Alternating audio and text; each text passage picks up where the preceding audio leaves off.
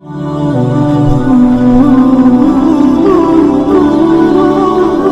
فرض نماز میں بچوں کو سکھانے کے لیے کیا نماز کے سامنے جا سکتے ہیں، یعنی نمازی کے سامنے جا سکتے ہیں؟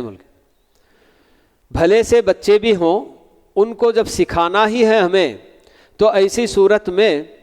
یہ بھی ان کو سکھانا ہوگا کہ نمازی کے آگے سے گزرنا نہیں ہے، بغیر آڑ کے، بغیر سترا کے۔ آپ اگر سکھانا چاہتے ہیں بچوں کو نماز سکھانے کے لیے، تو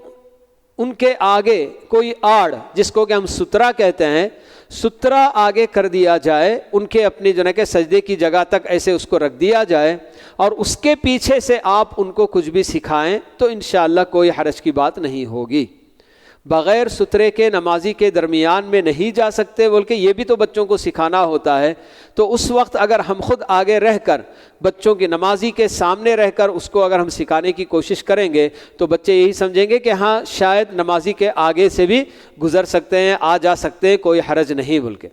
تو کہیں اس کا غلط تصور بچے نہ لے لیں، تو اس لیے سترا اگر رکھ دیا جائے،